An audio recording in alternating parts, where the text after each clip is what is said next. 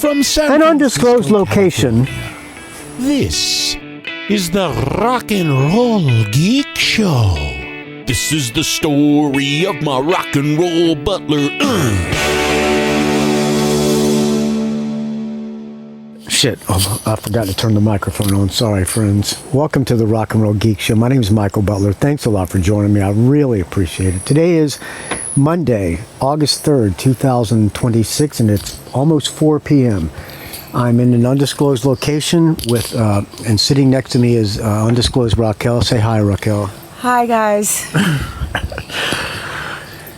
I am sitting on the back porch again, right next to the garden, cooking some chicken thighs on the grill. Unfortunately, I had to get them at Walmart, so don't. But I'm going to make them great. I'm roasting some squash. I went to the CSA. We're a member of a CSA, which is a I don't know what that community source agriculture. I don't know. It's you pay money and you get to go get free food every other week. And I got a bunch of tomatillos, some poblanos. It's kind of a rip-off because they're vegetables you wouldn't normally get, but I had to get them. So I got a bunch of poblanos, I got some tomatillos, and I said, what the hell am I going to do with tomatillos? So I thought and said, I've always had tomatillo salsa. So I made some tomatillo salsa, and man, was it fucking good. Holy shit, we killed it all, man. So I'm cooking some chicken thighs on the grill because Raquel's friend Jennifer really wanted some barbecue chicken. She seems to be pleased with my cooking, so she's making me cook. So I enjoy cooking. So I'm making some barbecue chicken. I'm doing some roasted beets, which I got beets at the CSA as well. I got some eggplant at the CSA, so I'm going to cut some eggplant, and I got some squash there. So I'm going to grill some vegetables and slow cook this chicken. So I'm sitting on the deck doing that, and I figured I might as well record a podcast, and I'm sitting here with beautiful Raquel, so I asked her to come on with me. Lars Lenova sent me this show suggestion, and I think I'm going to do that today, and I would love to hear yours as well. There are questions for Michael Butler. Hey, man, I hope he's German, so it's going to be German English here. Hey, man. Hope you're doing better wherever. I'm not going to try to do a German accent. It's it'll be offensive to Lars. Lars, I love you, friend. Hey, man. How about, hey, man. I'm just going to do him. Whatever. Hey, man. Hope you're doing better wherever you are in the gardening. Here, I'll read them to you. Yeah, please do, Raquel. Let's see. Where are we?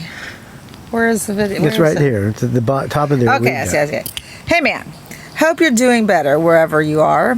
And the garden makes you happier right now. But I hope the R&R Geek Hall of Famer Butler does not turn into a gardening podcast. I thought about some content, and it came to my mind, setting some funny questions for the blah blah episodes. Maybe Dog Days episodes. The Dog Days. I'm not even reading it.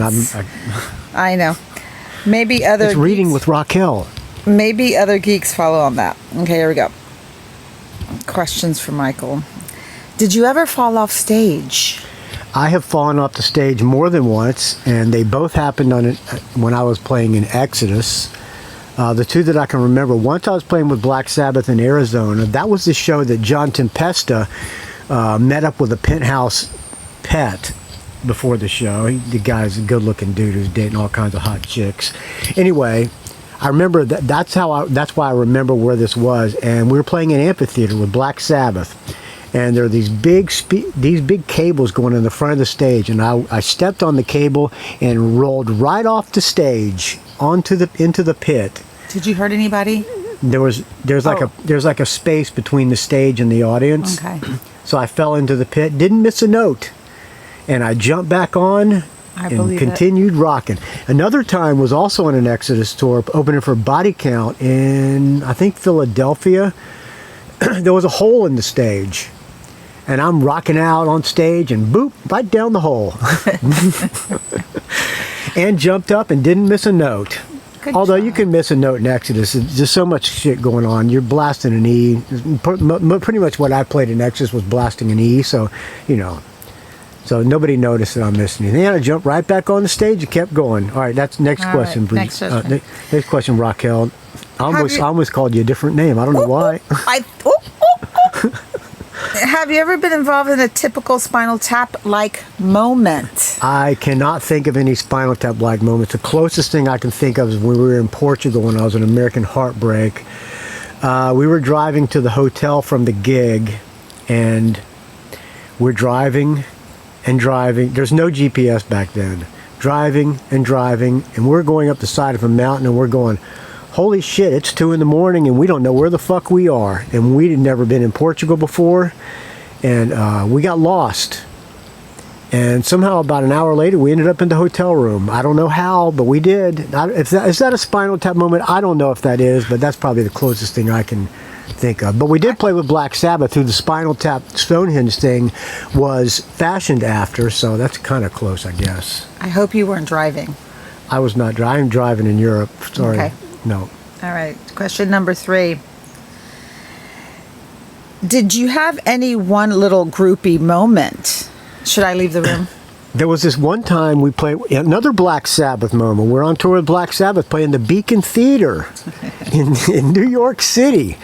That night we stayed at the Omni. That's when we had tour support. We met Pat Paulson in the lobby of the Omni Hotel, and we're staying at the Beacon Theater, and this super fucking hot chick and her friend came to the show, and there was a sign they put up that said, we love Butler.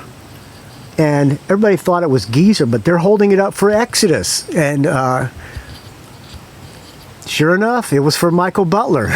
and so they were backstage, and later on that night at the Omni Hotel, this super hot chick came into my room, and man, oh man, was it great. Oh, God. Since I'm getting divorced, I can say that now. All right. Next question. Let's see. By the way, there's a couple more groupie stories that were before also, but they'll be in the book, friends. All right. Question number 4. Have you ever been starstruck because of meeting a rock and roll hero? Yes, many times. One I can think of that comes to mind. I was with American Heartbreak, and Billy Rowe got us backstage at the Aerosmith concert. I don't know who opened for Aerosmith, but we didn't see whoever opened anyway. So he walked us to the stage, and we're standing on the side of the stage before they started, and we looked like a band, and the monitor guy said, "What band are you guys in?" As we said, American Heartbreak, and he goes, "Aren't you guys playing with us at Sacramento tomorrow?" And we go, "Yeah, we are." And he said, "Oh, well, you guys can just stand here and watch the show." So we're watching the entire Aerosmith show from the monitor guy, next to the monitor guy. And afterwards, we go back to the backstage area. Joe Perry walks by holding a cigar like he's Mr. Cool and didn't even say anything to us. Up walks Steven Tyler. "Hey, boys, how's it going? What'd you think?" And we go, "Oh, you guys are okay. You might have something going there if you keep at it." We're trying to be all cool and everything. So he's hanging out and talking to us for like 10 minutes. We're just shooting the shit, and we're all we're trying to be cool. And we left that place, man, high-fiving each other and on cloud 9, loving it. And loving it, as Maxwell Smart would say. So that's one. I have several, but that's one that comes to mind. That's a good one. I like that one. All right. Question number 5. Have you made a bad decision which you regret shortly after it? Yeah. I got married. All right. Enough of that. All right. No, come on. I can't think of it. I don't know about that. I don't really have an answer for that one, Lars. I probably should keep my mouth shut about it. Let's see. Let me see. Yeah, I got into a fight with a guy outside of a restaurant, and he hit me, and I hit him back, and kind of beat his ass. I kind of regret doing that. That's enough. Any more questions, Raquel? None here. Send your questions. I think this is fun. I like hearing the stories. All right. You got some questions for your friend Michael Butler? That's a good Dog Days idea, I guess. Send me your questions, rockandrollgeek@gmail.com, or record them into your phone or email them to me, rockandrollgeek@gmail.com. All right, that's going to do it today. Michael Street, his Day 3 Dog Days album review was sent to him by, I think, Mike Cranston. The new Squeeze album, which I'm not a Squeeze fan, but he was going to review it, and Mike Cranston, if it was not Mike Cranston, I apologize. I'm pretty sure it was, though. I should check, but fuck it. If I think it was Mike Cranston. If it's not Mike Cranston, I apologize, and whoever sent it, I apologize. By the way, don't forget. I got a reminder just popped up. Hey, don't forget to get the cat filters. All right. All right. That's good content for the show. Can I apologize, Joe, for Joe was so nice to buy one of these TV stiletto. Joe Pawlak? Joe Pawlak. Yes. The bodyguard. My bodyguard, Joe Pawlak, bought a Stevie Slater record. Thank you, Joe Pawlak. And I did not see that it was for him. I'm sorry, Joe. I would have sent some kisses in there. Oh, thanks. That makes me feel good. Maybe you should buy another one. Yeah.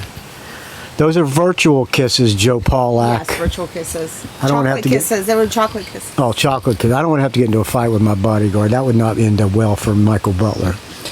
All right, friends. Send me your questions or any other Dog Days content. rockandrollgeek@gmail.com.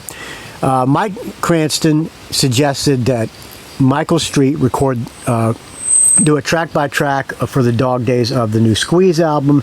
Mike Cranston sent me an email telling me to play this song. This is Hell on Earth from the new Squeeze album, which I think is called Trixie or something like that. I apologize, I'm not a Squeeze fan. I don't have anything against them, but I know nothing about the band. All right, I'll talk to you tomorrow. dogdaysofpodcasting.com, rockandrollgeek.com. Keep the donations coming, please, friends. I'm desperate. All right, thanks, friend. I'll talk to you tomorrow.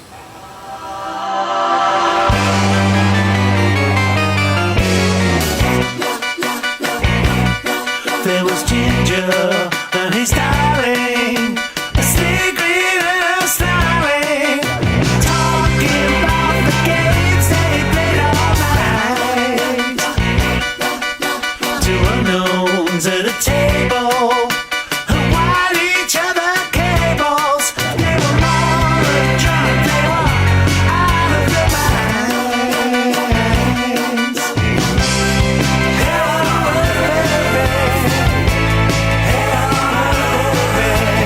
Trixie's is the last thing you say. Trixie's is one hell of a place.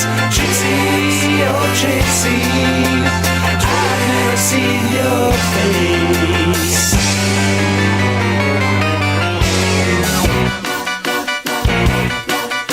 Way down in the center, things weren't any better. There were couples holding hands talking.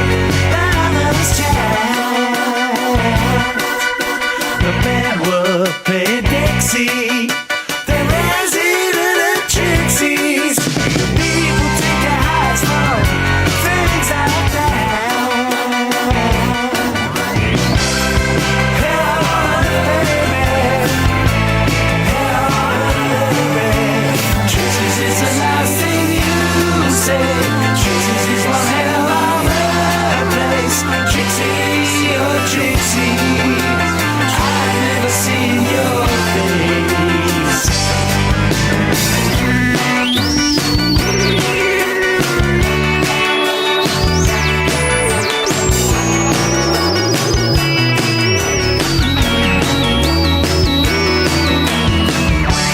Hell on earth, baby. Hell on earth, baby. Bouncer's name is Eddie. He's always on the ready for the man that gets stoned as he stands and shouts. And in the two-way mirror, I play Spot the Killer. If you don't wear a tie, then you're in and out. Hell on earth, baby. Hell on earth, baby. Trixie's is the last thing you say. Trixie's is one hell of a place. Trixie, oh Trixie, I've never seen your face.